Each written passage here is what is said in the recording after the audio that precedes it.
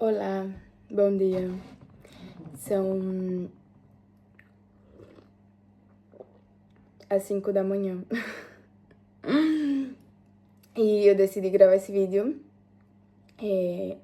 mientras eu me arrumo. É um vídeo que me deixa um pouco nervosa. Um pouco tímida. E então eu vou aproveitar pra ir me arrumando, eu quero fazer as unhas e me arrumar. E, mientras tanto, eu vou conversando. Meu português é um pouco estranho, né? Porque eu moro há muitos anos fora do Brasil. E agora eu tô morando em Madrid. Então, meu português é um pouco estranho. E, como vocês estão vendo no título do vídeo, é um vídeo onde eu quero contar pra vocês minha história, quem eu sou, pra que vocês me conheçam antes de tudo, que vocês me conheçam e saibam, né, quem eu sou, quem você tá seguindo. Eu quero fundar uma comunidade baseada na verdade. Então, eu acho que todas as pessoas têm o direito de saber quem sou eu, quem é essa pessoa que elas estão seguindo e se querem ou não seguir essa pessoa, porque no momento que a gente oculta algo, esconde algo das pessoas, a gente tá tirando esse direito delas. Então, eu quero que as bases da minha comunidade sejam a verdade. Então, eu quero ir com a verdade. Verdade, ela sempre deve ir na frente de tudo. Aunque às vezes é difícil, né? Porque é difícil, mas tem que sustentar.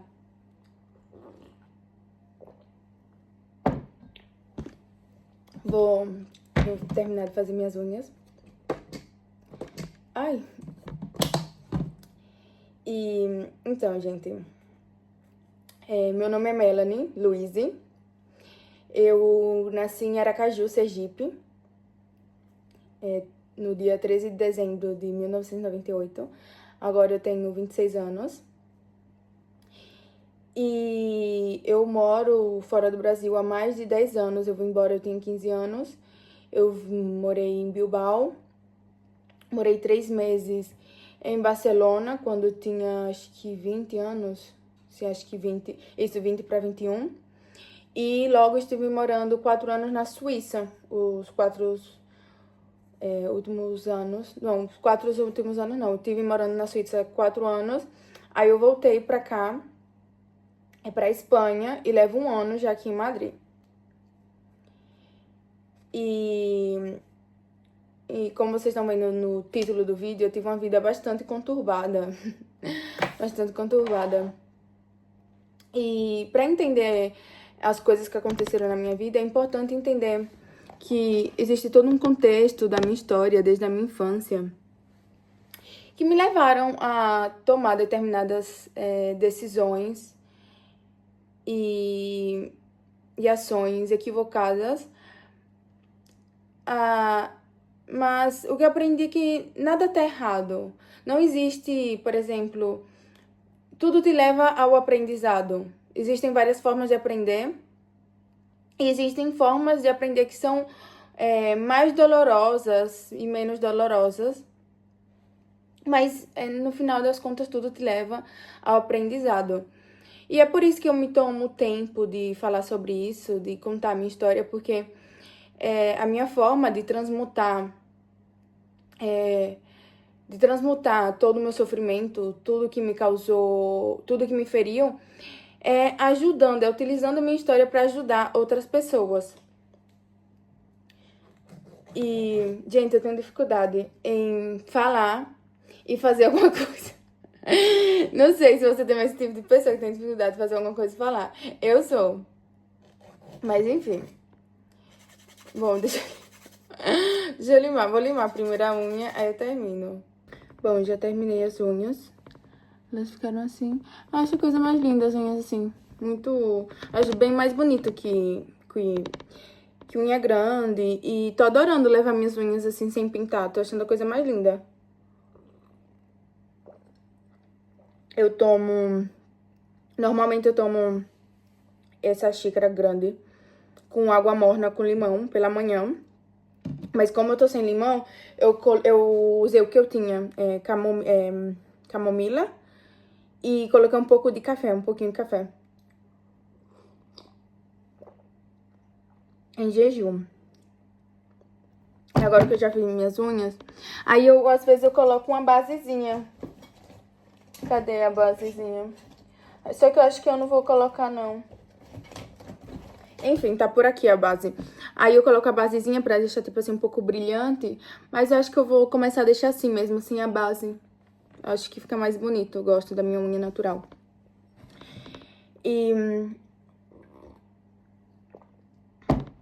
Mas é isso, né, gente? Eu fico enrolando, porque é bem pesada a minha história. É bem pesada. Então, gente, tudo começa quando eu nasci, né? Ah, e vou começar a me maquiar. Então, tudo começa quando eu nasci. Eu nasci da minha mãe, obviamente. De quem mais, se não?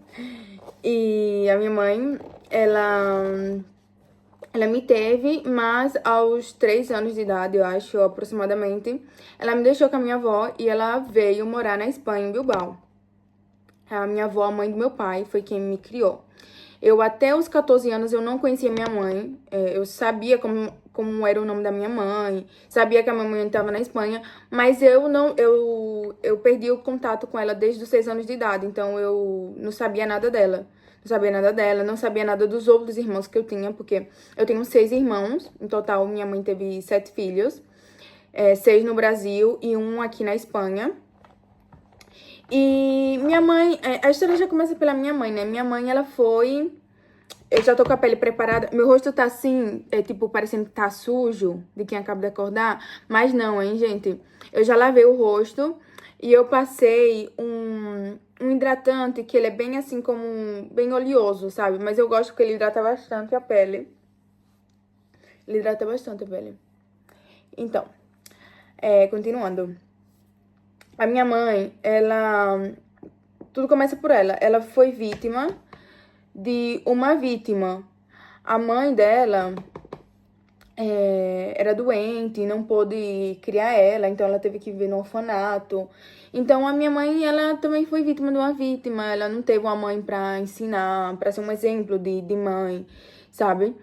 Mas independente disso, a minha mãe, ela foi a melhor mãe do mundo pra mim. Porque uma coisa que eu aprendi ao longo da minha vida, né, desde os 9 anos de idade, eu sempre tive uma busca profunda pela verdade, por entender a vida, por que estamos aqui, etc. E o que eu tenho uma visão muito espiritual das coisas. Então,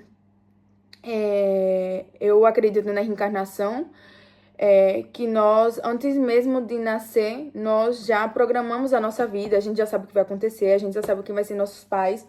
Então, eu, antes mesmo de nascer, eu escolhi ela como mãe, e eu não escolhi ela por ela ser uma mãe perfeita, desde o ponto de vista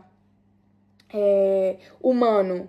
Eu escolhi ela justamente porque era ela quem ia me proporcionar a vida que eu precisava, as dificuldades que eu precisava, pra ser quem eu sou hoje, pra eu me tornar a pessoa que eu sou hoje. Então a minha mãe, ela não errou, ela não foi uma mãe, ela não errou, ela fez o que deveria ter feito. Ela... Ui, é porque vai cair. Vai cair. Então, isso é muito importante, né? Isso é muito importante, tanto, sabe? Porque muitas vezes a gente vive a vida, vive a vida como vítimas da nossa história. E não, a gente tem que pegar a nossa história, pegar o aprendizado, as lições, porque a orfandade, né? Porque eu me senti muito isso, esse sentimento de órfão, porque eu não conhecia minha mãe. Eu só vim conhecer minha mãe com 14 anos de idade. E mesmo que eu conhecesse meu pai, eu quase não via meu pai. Então eu senti com esse sentimento de órfão, de abandono mesmo. E claro, eu tinha duas escolhas. passar a minha vida toda me vitimizando. Ai, meu Deus, meus pais, que os piores pais do mundo me abandonaram. Ai, pobrezinha, coitada. Ou entender, ou buscar a lição que aquilo estava me proporcionando. E a lição da orfandade, da rejeição, é uma lição muito valiosa. É uma lição... Gente, meu português é horrível. Meu português de milhões de centavos. A lição, agora eu disse certo. A lição da orfandade, da rejeição, é porque, por exemplo, o que eu vivi foi a orfandade e a rejeição, mas ainda mais forte, sabe? Porque de não saber quem era a minha mãe, de não conhecer. Não era a rejeição, tipo como a rejeição do meu pai, que eu enfim, eu acho que vocês estão entendendo. Então foi muito forte pra mim. E a lição que eu tive de tudo isso foi o aprendizado da força. O aprendizado da força de encontrar esse amor que o amor que eu queria ter tido, encontrar esse amor, essa força em mim, dentro de mim. Isso me fez muito forte e muito poderosa, sobretudo para os negócios. Hoje eu sou empresária. E uma característica minha, essa característica minha da força, da resiliência, vem do aprendizado da rejeição. Porque como eu aprendi desde muito cedo a criar essa força interna de, de ter que lidar com esse sentimento de não ser amada, de não ser querida e desejada por ninguém, isso fez com que eu buscasse esse amor em mim, meus pais não sentiram esse amor por mim, mas eu sinto esse amor por mim. E isso me traz muita força nos negócios, porque, tipo assim, eu não tô nem aí pra nada, tipo assim, eu me amo muito. Ai, gente, minha explicação. É porque eu tô um pouco nervosa, mas enfim, vocês estão entendendo. Se vocês não entenderem, vocês deixem aí nos comentários. E em outros vídeos eu vou explicando melhor. Sobretudo esse primeiro vídeo, eu vou me soltando e também vou começando a pegar a manha, a prática, tá falando assim, na frente das câmeras. E eu vou deixar ele sem corte mesmo, vou deixar ele do jeito que sair. Do jeito que sair eu vou deixar. E é isso. Um brinde, santé.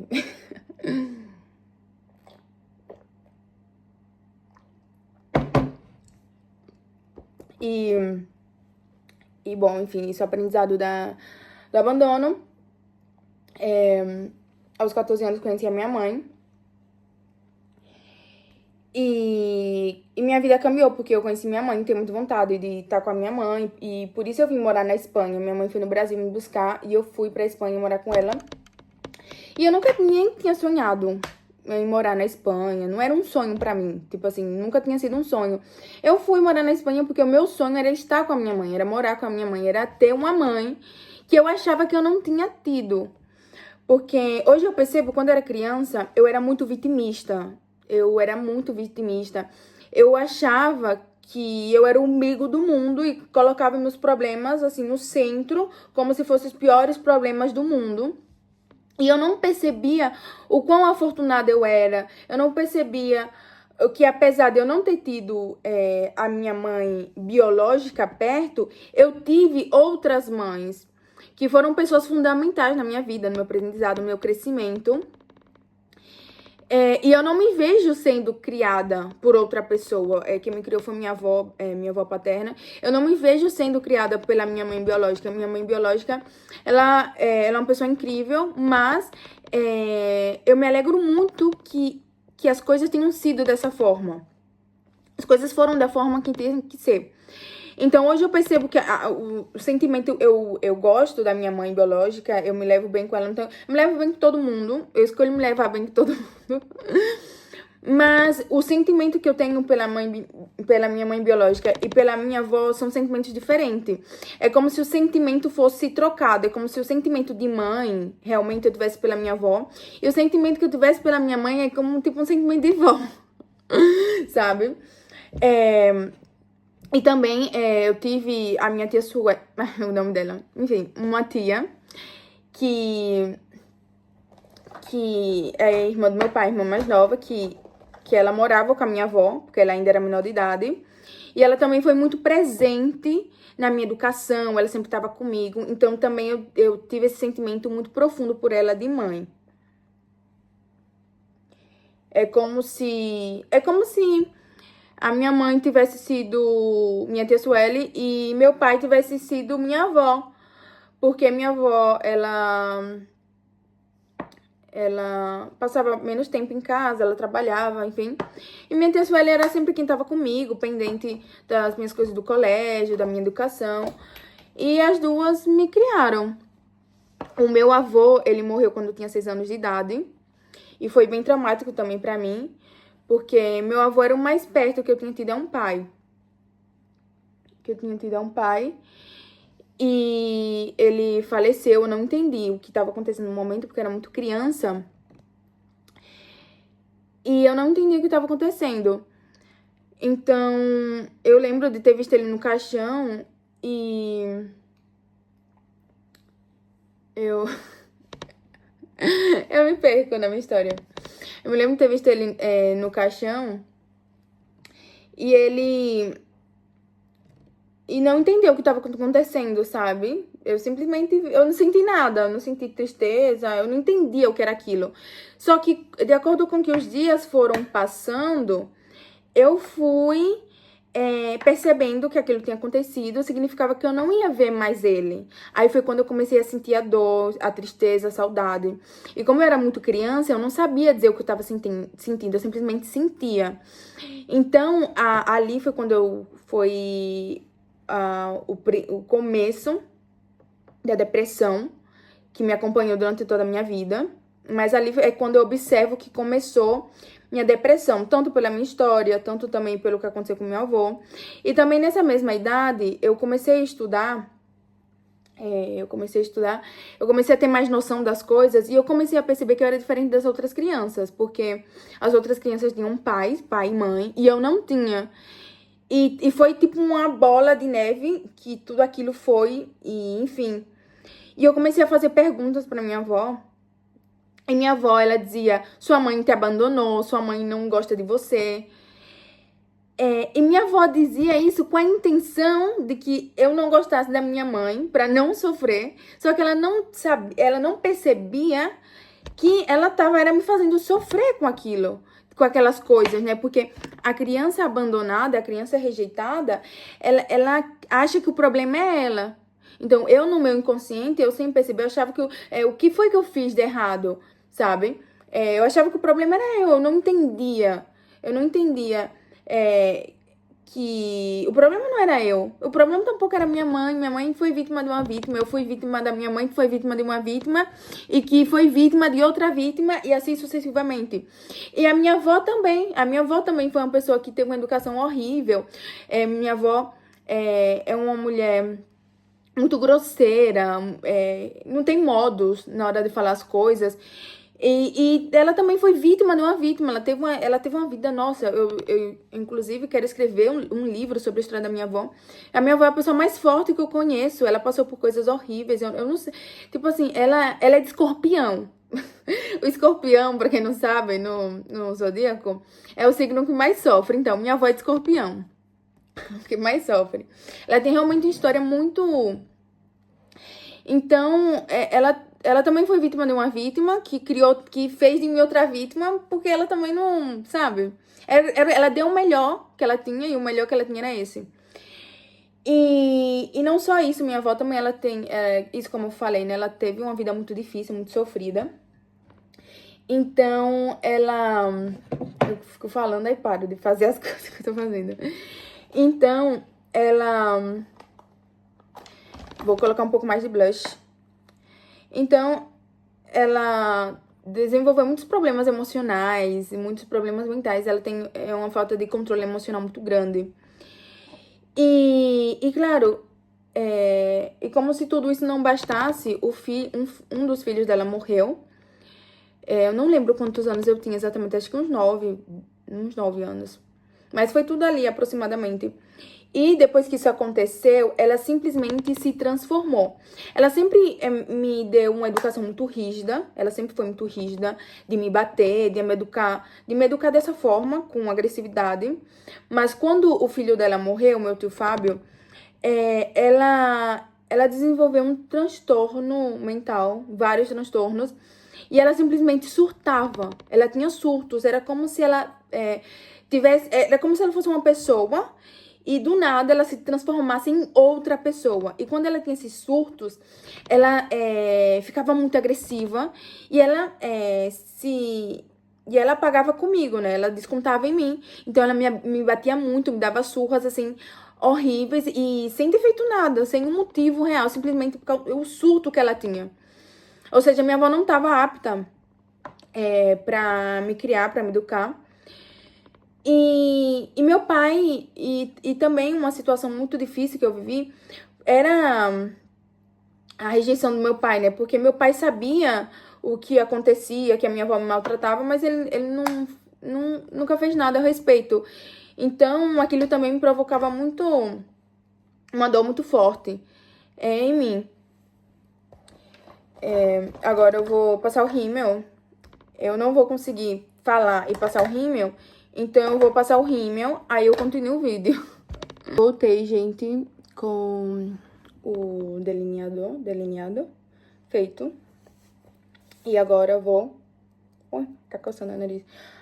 E agora eu vou seguir... Agora falta pouquinha coisa, só vou passar... Minha maquiagem é bem básica, eu não gosto de usar muita maquiagem, eu gosto de fazer uma coisa bem basiquinha, assim. Não uso base, eu gosto de cuidar muito bem da pele, pra ter a pele bem bonita e não precisar de base, porque eu acho que a base fica feia na pele, eu não gosto. E agora só falta pouca coisa. E continuando, eu tava na parte dos abusos que eu sofria por parte da minha avó, os maltratos. E eu era bem maltratada. E era como estranho, porque, tipo assim, a minha avó, ela... Eu amo muito ela, apesar dos muitos pesares, porque ela é uma pessoa um pouco complicada de lidar. Mas, na verdade, é a típica educação brasileira, sabe? Que é uma relação de amor, mas com maltrato. Que ela simplesmente me educou batendo de uma forma muito agressiva, mas na verdade ela me educou da melhor forma possível, sabe? Ela me educou pra ser uma pessoa, pra ser o que eu sou hoje. Uma pessoa, ela me cuidou muito. Ela não me deixava sair de jeito nenhum. E eu não entendia, eu não tinha raiva. Hoje eu entendo o perigoso que é o Brasil. O Brasil é muito perigoso. Ela nunca me deixou sair. Eu sempre estudei em colégio particular. Ou seja, minha avó, ela não foi uma pessoa ruim, sabe? Porque às vezes falando assim, ai, maltratava a menina. Não, ela deu o melhor dela. O que acontece é que ela foi educada dessa forma, com maltratos, apanhando, com agressividade. E a forma que ela teve de me educar foi dessa mesma forma, mas ela me protegeu muito. Ela deu o melhor dela. Eu sempre estudei em colégio particular. Inclusive, eu vivia numa realidade paralela à realidade do Brasil, porque eu nunca passei dificuldade vivendo no Brasil, nunca passei necessidade. Eu vivi em condomínio fechado, então podia brincar dentro do condomínio, a gente tinha quadra, tinha parquinho, tinha um monte de coisa. Então, eu tive uma boa infância nesse aspecto, mas tive, isso, na minha infância, tive muitas dificuldades emocionais, a nível emocional. Já passei eu acho que se chama Covex, isso no Brasil, né? Eu não sei como se chama, deixa aqui nos comentários, por favor, como se chama isso, porque eu não sei como se chama Covex. Aqui na Espanha é rizador de pestañas, que é como risador, que é de fazer cacho nas pestañas, algo assim seria a tradução. Gente, ai. E agora eu vou passar o rímel. Gente, eu também não vou conseguir passar rímel falando, então passo o rímel e volto. Aqui, gente, já passei o rímel. E maquiagem é essa? Agora eu só vou passar um hidratantezinho nos lábios e listo. Já tô pronta. Prontíssima. Agora eu posso falar à vontade. Então, como vocês viram, minha infância foi bastante conturbada a nível emocional.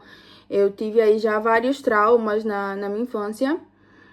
E, consequentemente, isso teve um impacto muito forte na minha vida mais pra frente, né? Na minha adolescência, no começo da minha vida adulta e etc.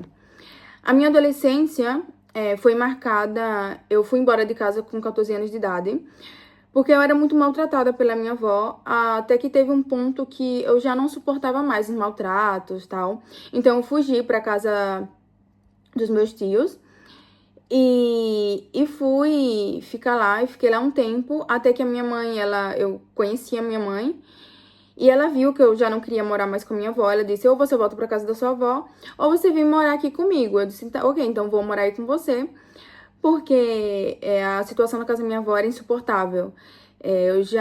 Como eu tinha sido isso maltratada toda a minha infância, quando eu cresci, quando eu comecei a ser adolescente, eu já não suportava os maltratos e eu me rebelava, eu batia a boca, discutia, sabe? Já não me deixava ser maltratada.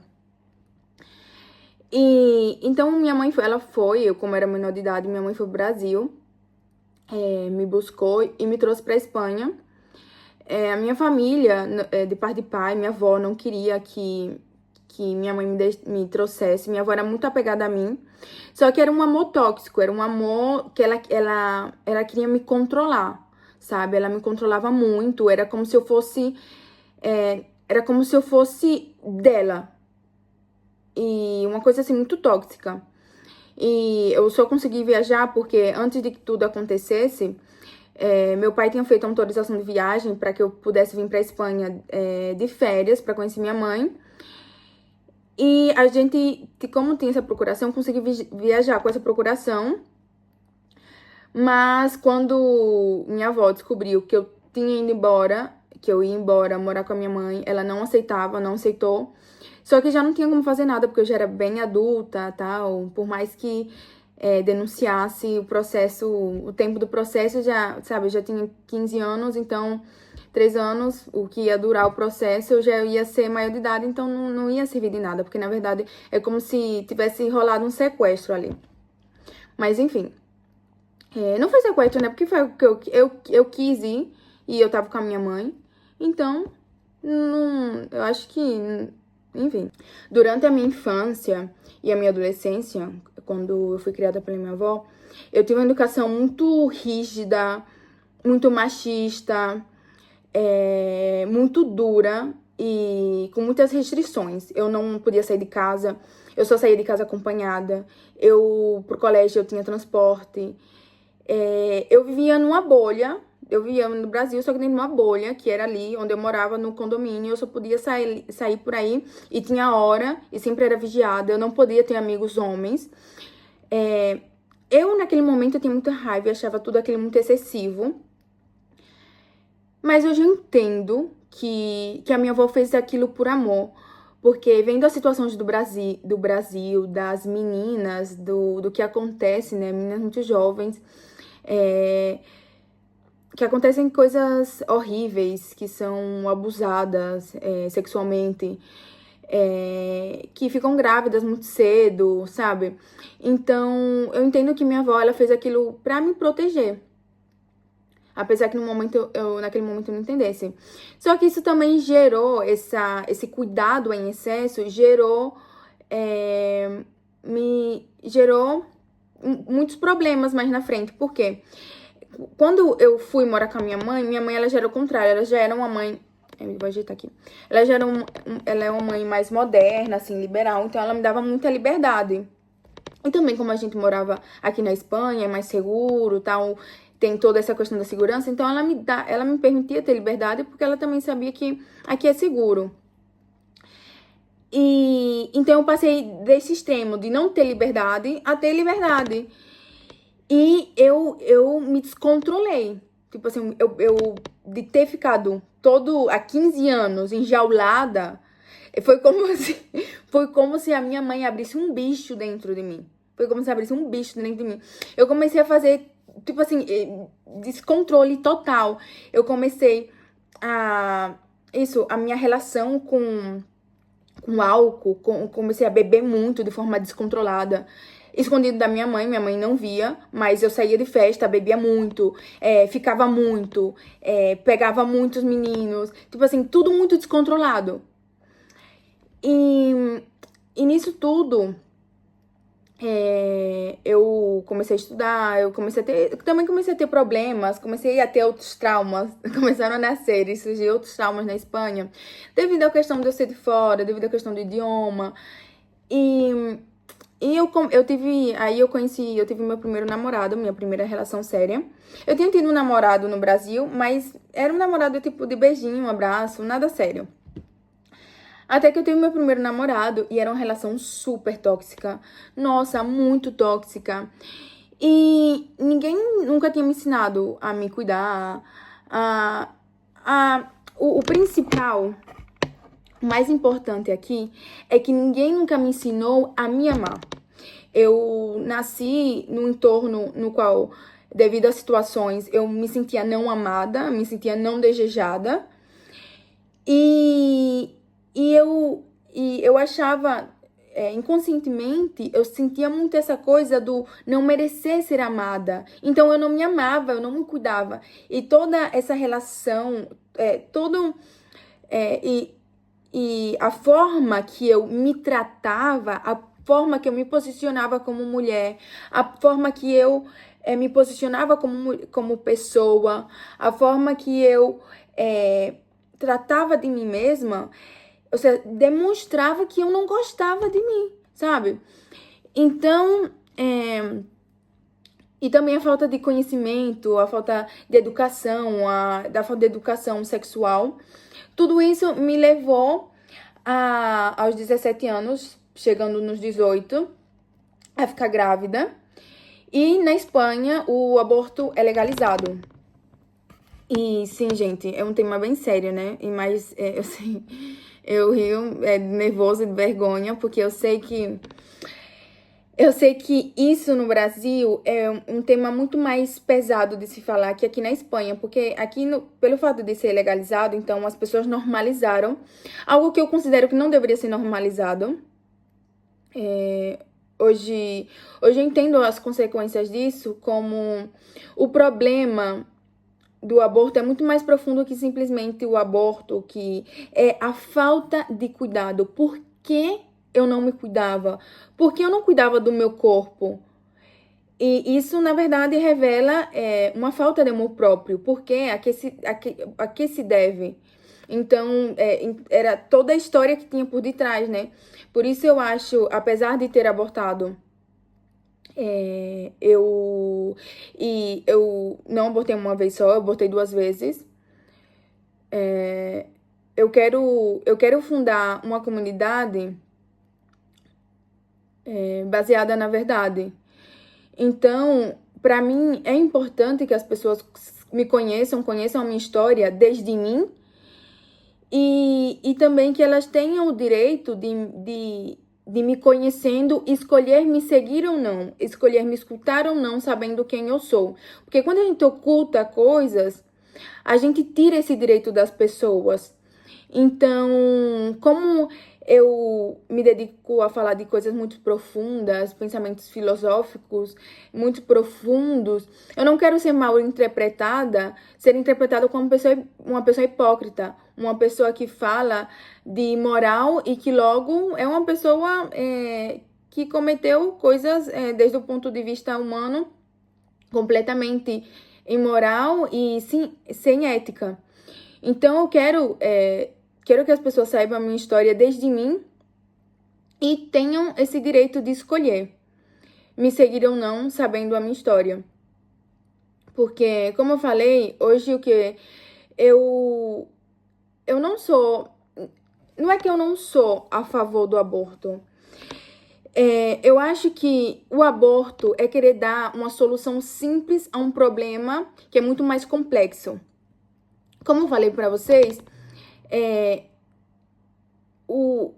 tudo aconteceu, o começo de tudo é a falta de amor próprio. A falta de amor próprio, o porquê eu não me amava, o porquê eu não me cuidava. Não cuidava do meu corpo. Então, por que isso? E quando a gente não resolve a raiz do problema, o problema ele sigue sucedendo. Por isso eu abortei uma vez, depois abortei a segunda. Porque mesmo que eu tivesse abortado e tido aquela solução ali rápida naquele momento, a raiz do problema não tinha sido curada. Então, é como se a doença seguisse ali. Eu tomei um remédio, mas o remédio não curou a doença, só fez com que a doença desaparecesse, os sintomas desaparecessem naquele momento, mas a doença seguia ali. E então, as pessoas no Brasil, né? As pessoas no Brasil, elas comparam muito. Dizem, veja, na Europa, lugar de primeiro mundo, você não vê as meninas ficando grávidas tão jovem como aqui no Brasil. Gente, aqui na Europa, as pessoas não vê as meninas ficando grávidas tão jovem como no Brasil, porque aqui as meninas abortam. Você pegar um grupo de meninas, 10 meninas, 9 já abortaram. E olhe lá. Porque muito provável, mais provável, é que dentro do grupo de 10, as 10 já tenham abortado. Essa é a realidade da Europa. Porque o problema, a raiz do problema, não é o aborto em si, não é o ficar grávida. A raiz do problema é o que leva as mulheres a não se cuidarem. E esse é um problema que temos a maioria das mulheres, porque desde a nossa educação, a maioria de nós não somos educadas a nos amar, a cuidar e zelar do nosso corpo. É por isso que esse é um problema mundial, é um problema mundial que países, lugares como a Europa decidiu gestionar esse problema com essa solução imediata que não resolve o problema. E o aborto, ele leva consigo muitas consequências psicológicas, sobretudo. Que você é uma sequela, uma ferida que você leva para a vida toda. Obviamente, com o tempo, você pode aprender a lidar com isso de forma que isso já não doa, que eu posso falar. Eu falo disso com tranquilidade, com certa normalidade, entre aspas, porque eu tenho esse assunto muito curado dentro de mim, mas não sempre foi assim. Foi um tema que durante muito tempo me provocou vergonha não só da sociedade, mas vergonha de mim mesma, sabe? Só que existem duas questões, né? Que ter um filho sem ser planejado também tem consequências, e não ter esse filho também tem consequências. Você simplesmente vai escolher o que é que vai pesar mais, o que é que vai pesar menos pra você. Mas seja qual seja a decisão que você tome, vai ter consequências negativas que vão te prejudicar pro resto da sua vida. Porque ter um filho não planejado nessa, por exemplo, a primeira vez que eu fiquei grávida, o menino que era meu namorado, ele não queria, ele dizia que se ia matar, que ia se suicidar, que se eu tivesse, ele não ia gostar da criança. Então, se eu tivesse tido um filho, eu ia repetir a história. Ia ter um filho que ia ser rejeitado pelo pai também. Ou seja, eu ia sofrer, a criança ia sofrer, todo mundo ia sofrer. E, inclusive, a decisão que eu tomei foi uma decisão de amor por essa criança que ia nascer, porque eu não queria que a criança, como eu tinha sofrido muito essa questão da rejeição, e sobretudo essa relação com meu pai, né? De ser rejeitada, de me sentir não protegida, eu muitas vezes desejei não ter nascido. Então, naquele momento, eu, por amor à criança, eu não vou ter a criança porque eu não quero que ela passe pelo que eu passei. Se alguém me perguntar o que eu acho do aborto, se eu sou contra aborto, se eu sou a favor do aborto, eu não sou a favor nem contra. Isso vai muito da consciência da pessoa, com que a pessoa vai se sentir mais cômoda no momento em fazer. sabendo que, seja qual seja o caminho que ela escolha, ela vai ter que lidar com consequências. Consequências desagradáveis, seja qual seja o caminho.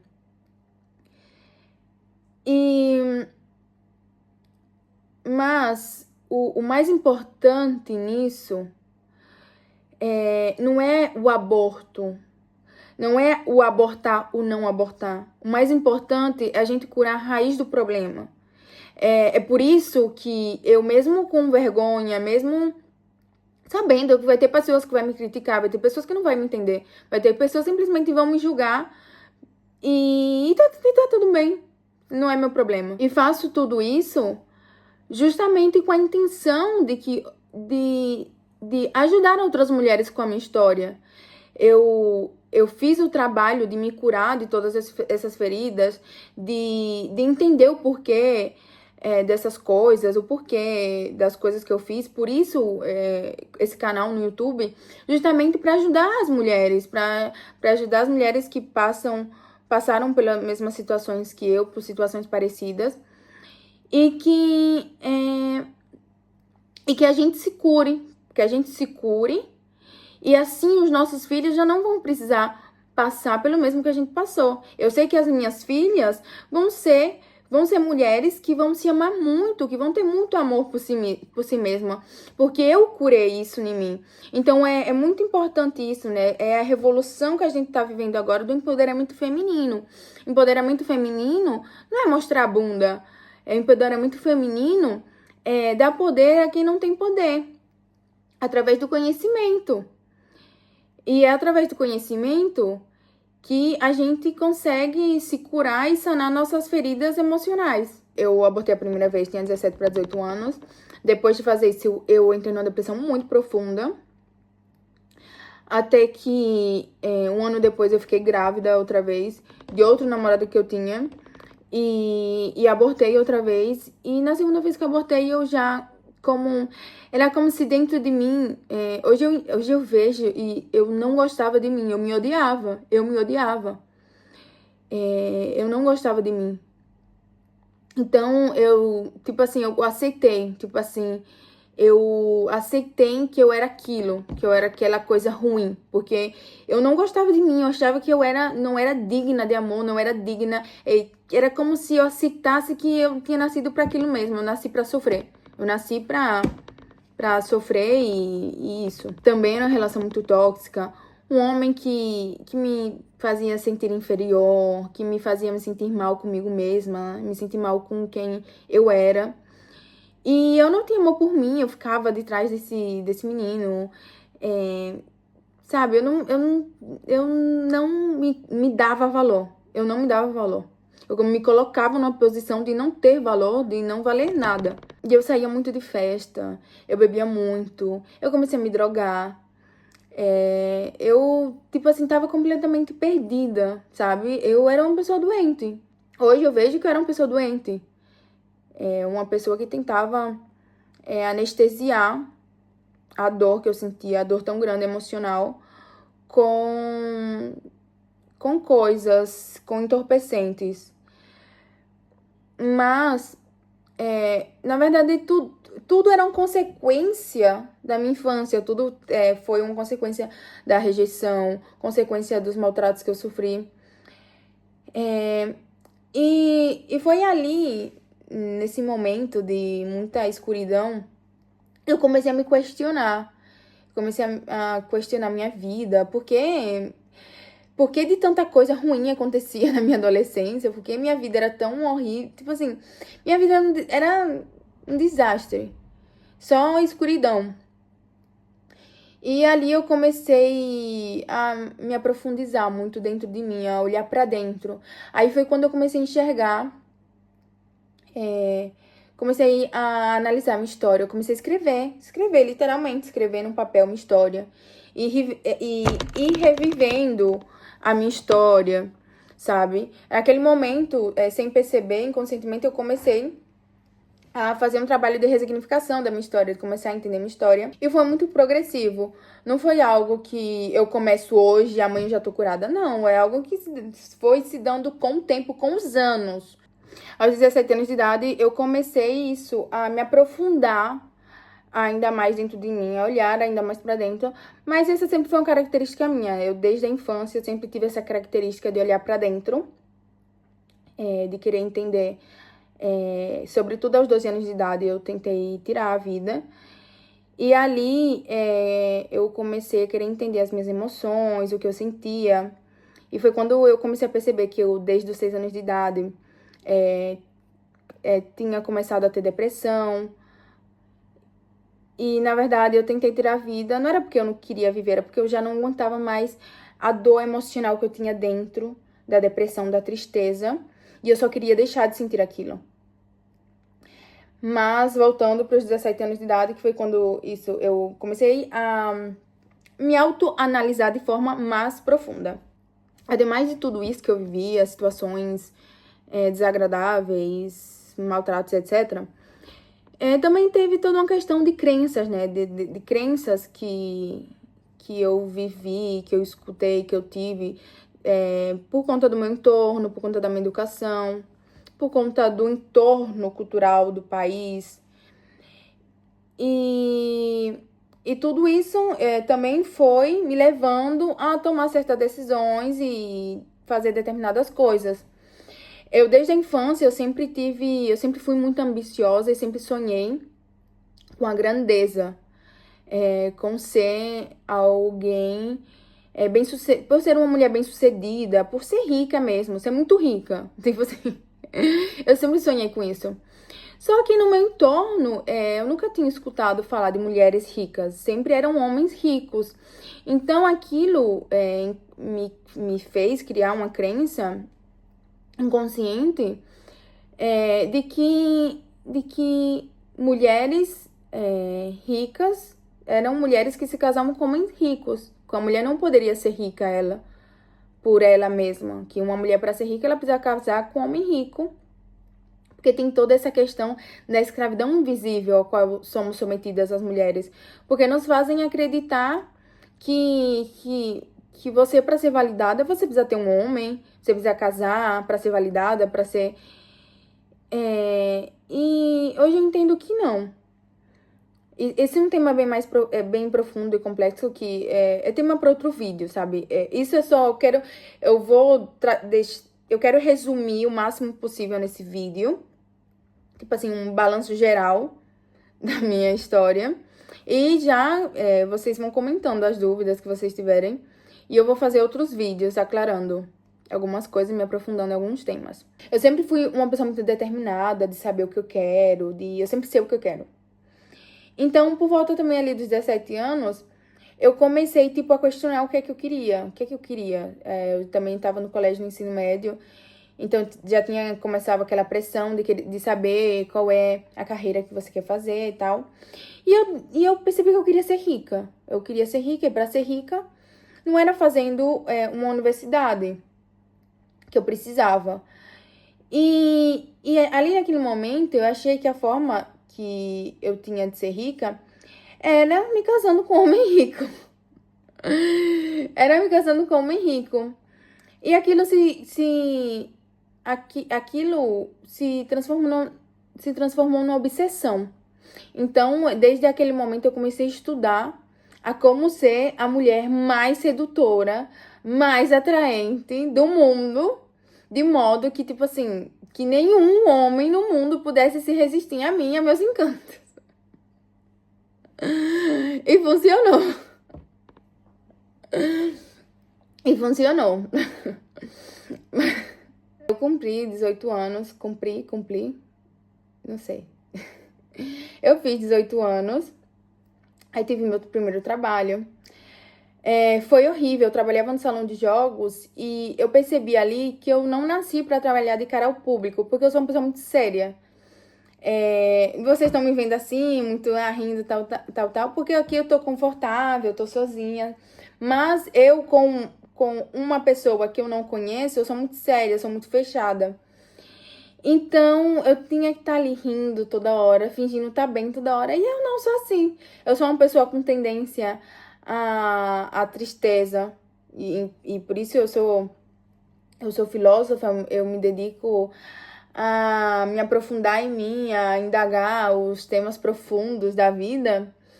E por isso essa tristeza já é uma característica minha. E eu transformo essa tristeza em sabedoria, em conhecimento. Mas ali naquele momento eu não entendia. Eu me sentia mal por me sentir triste. E tentava fingir estar bem. E sobretudo naquele trabalho que exigia que eu estivesse bem o tempo todo e aparentemente feliz. E aquilo me fazia muito mal. Me fazia me sentir muito, muito mal mesmo. Foram os 8 meses mais difíceis da minha vida. Bom, não os mais difíceis, mas um dos mais difíceis, porque a nível emocional, tipo, eu tive que... Foi muito ruim. E em cima eu trabalhava no salão de jogos, tinha que lidar com homens babosos e fingir que tava tudo bem, com aqueles homens toda hora em cima de mim. E eu haha, quando na verdade, tipo assim... E eu comecei na minha cabeça a pensar, nossa, que bobos são os homens, né? E eu me criei... na minha geração, a minha ancestralidade de mulheres são mulheres feridas, mulheres que tiveram muitos problemas com os homens. Então, eu cresci a vida toda escutando falar, homem é ruim, homem não presta. Então, eu como que não gostava dos homens. Tipo assim, eu não conseguia sentir amor pelos homens. Eu via, tipo assim, os homens como bobos e que não eram dignos de amor. Então, eu utilizava os homens. Eu era uma mulher muito má. Eu era muito má mesmo. Então, eu decidi ir pra Barcelona. Decidi ir pra Barcelona pra me prostituir. Porque eu tinha eu tenho essa coisa, por exemplo, eu não sofria emocionalmente, como tem pessoas que eu costumo falar. Eu sou uma pessoa que tem muita inteligência emocional, porque a vida me obrigou a desenvolver essa inteligência emocional. Desde os meus 12 anos, ali quando eu tentei tirar a vida, eu comecei a me aprofundar nas emoções, querer entender minhas emoções e a desenvolver minhas emoções, autocontrole. Então, desde muito jovem, eu comecei a ter essa questão da gestão das minhas emoções. E o que as pessoas chamam frialdade, na verdade não é frialdade, é inteligência emocional. Eu lido muito bem com as minhas emoções. Então, pra mim, não me produzia nenhum mal-estar. Na minha cabeça, eu achava que os homens eram estúpidos, porque na minha cabeça, tipo, uma mulher jamais, não é comum entre as mulheres uma mulher pagar por sexo. Então, eu achava, tipo, nossa, os homens são tão bobos que não tem controle dos seus instintos, enfim.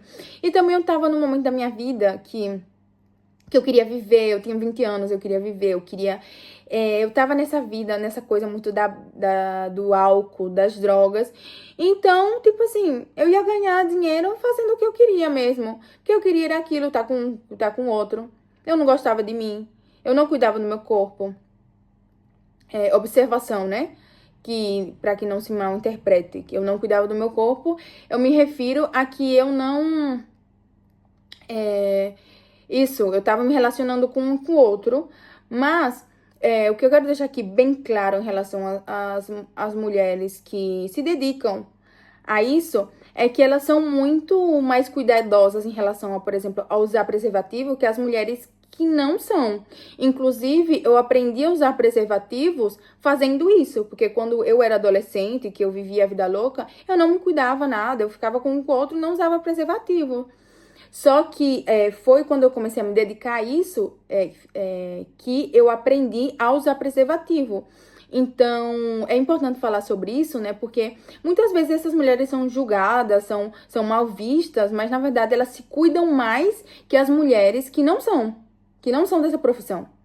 Então, olho e cuidado com isso. E eu mais bem me prostituí naquela época, não era uma necessidade, porque eu tenho documentação na Espanha, eu podia buscar outro trabalho. Era porque era fácil, tipo assim, eu queria fazer aquilo. Eu queria estar com um com o outro e estar vivendo a vida, então, sabe, era o que eu queria naquele momento. E também, desde a minha infância, eu sempre tive uma curiosidade em relação a isso.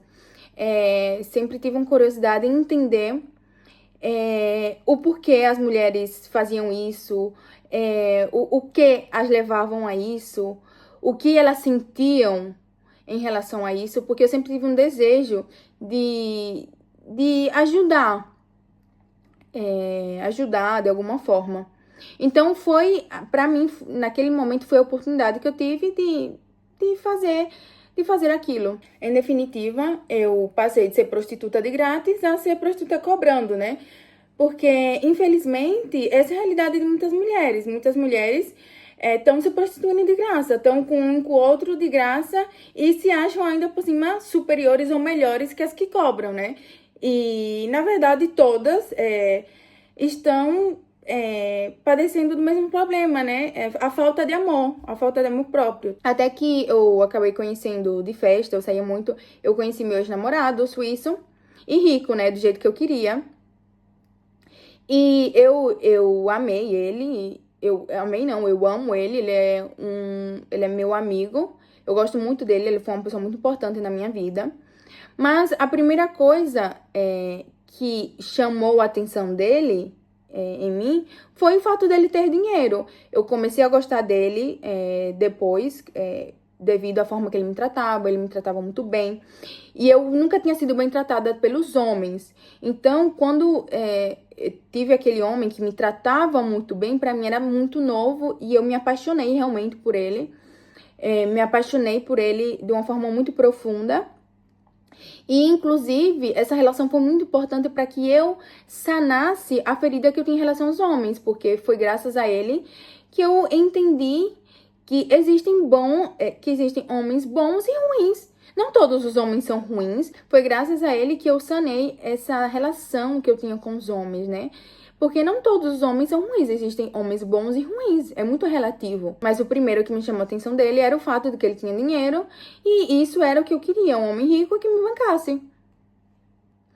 E, gente, algo muito importante ressaltar aqui é que tenha cuidado com o que você quer, porque o que você quer vai vir até você e às vezes não vai ser muito agradável. E quando você tá com uma pessoa que tem dinheiro, quem tem dinheiro é a pessoa, não é você. Sabe? Você vai da relação.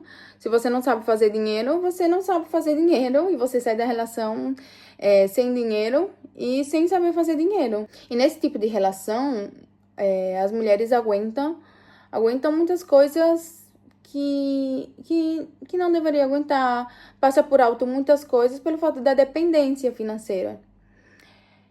E eu aguentei muita coisa. Ele não era uma pessoa, mas eu comecei a evoluir muito e ele não me acompanhou na evolução. Eu percebi que eu merecia ser tratada melhor, que eu merecia algo melhor. Eu comecei a ver que a única coisa que ele aportava dentro da relação era dinheiro. E eu comecei a entender que o dinheiro, no final das contas, o dinheiro era algo que eu podia fazer. Então, uma relação, o homem deve aportar muito mais que isso, deve aportar carinho, deve aportar escuta. Ele era um homem que não era carinhoso, que não me escutava, que ele era um homem também que me deixava abandonada dentro da relação. Inclusive, eu fui infiel. Eu fui infiel não por falta de amor, senão porque eu fui abandonada como mulher.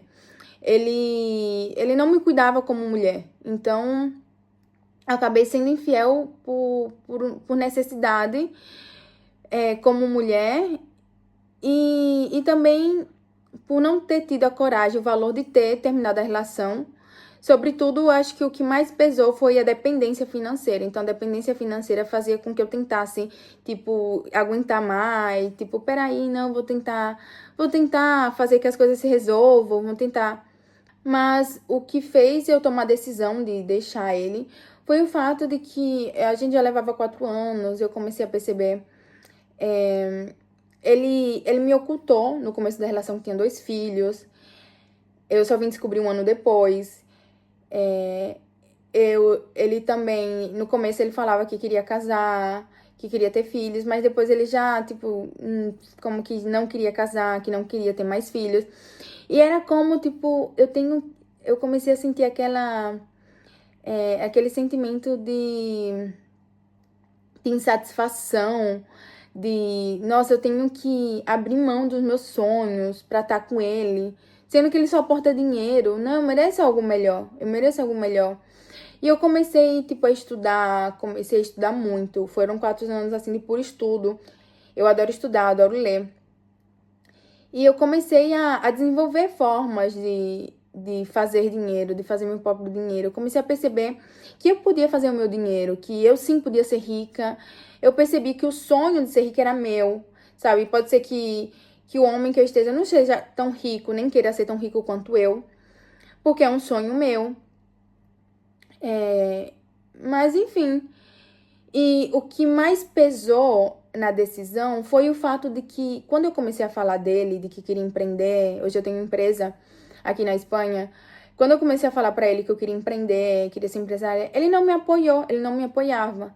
E ali eu percebi que, no fundo, pode ser que ele nem percebesse conscientemente, mas inconscientemente, ele não queria que eu fosse livre. Ele era um homem seguro, que o que ele queria era que eu estivesse ali dependente dele, porque ele sabia que eu sendo dependente dele, eu nunca ia deixar ele.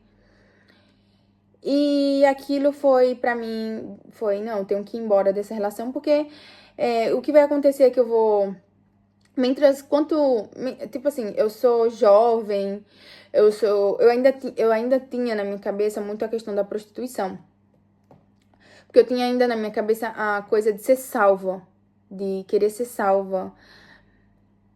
Que eu não entendia por quê. Eu vim entender o porquê agora recentemente, que essa coisa que tem muitas mulheres de nós, de estar esperando ser salva, isso vem da rejeição paterna, sabe? É, porque eu passei por, como eu falei, né, todos os maltratos, as dificuldades que eu tive na minha infância, e eu me sentia desprotegida, sabe? Aquela criança, ela queria ser protegida pelo pai. Ela queria ser salva pelo pai dela. E o pai dela não salvou ela. Então é por isso que eu passei. Na verdade, essa minha obsessão de querer um homem rico, de tal, era simplesmente o desejo de querer ser salva, de que me salvasse. Que, na verdade, a raiz de tudo isso era porque eu queria que o meu pai me salvasse e ele não me salvou. E eu só vim entender isso quando eu terminei minha relação, agora recente. Agora faz pouco, eu só vim entender agora faz pouco tempo. Eu falo de um jeito engraçado às vezes. E então como tinha muito ainda essa questão, né? Então eu achava que quanto antes eu deixasse a relação, melhor, porque eu tava jovem, bonita, então podia ser salva por outro. Podia ser salva por outro. Só que aí eu saí da relação, vim pra Madrid, e eu comecei a me relacionar com outros homens e tal, e eu comecei a ver que era a mesma dinâmica. E eu queria ser livre, mas eu não conseguia. Não sei, era como uma escravidão mental. E aí foi quando eu entendi que, na verdade, era escravidão por conta das minhas crenças. Essa crença inconsciente, que eu nem percebia conscientemente, de que eu queria ser salva. E foi quando eu entendi isso que foi muito doloroso. Eu entrei nas drogas. E eu entrei nas drogas pesado mesmo, sabe? Eu antes consumia... eu comecei quando eu era mais jovem, que eu usei drogas, era outros tipos de drogas pesadas, mas não tão pesadas, sabe? A minha separação foi, tipo assim, porque foi o dolor da separação, tipo, essa crença que não me deixava ser livre e eu não entendia o que era. Então, foi um ano bastante difícil. Eu comecei a usar drogas pesadas, tipo cocaína, Tuzi, que é tipo como acho que no Brasil se chamam cocaína rosa. Até que Deus tocou no meu coração e eu entendi que o que não estava me deixando ser livre era o fato de eu querer ser salva. E aí foi quando eu entendi que quem vai me salvar sou eu mesmo. Que eu não quero ser salva por ninguém, não. Eu quero me salvar. E eu cheguei a me prostituir outra vez aqui em Madrid. Aqui em Madrid, a maioria das mulheres são prostitutas, se dedicam à prostituição. Existe hoje muita essa romantização da prostituição.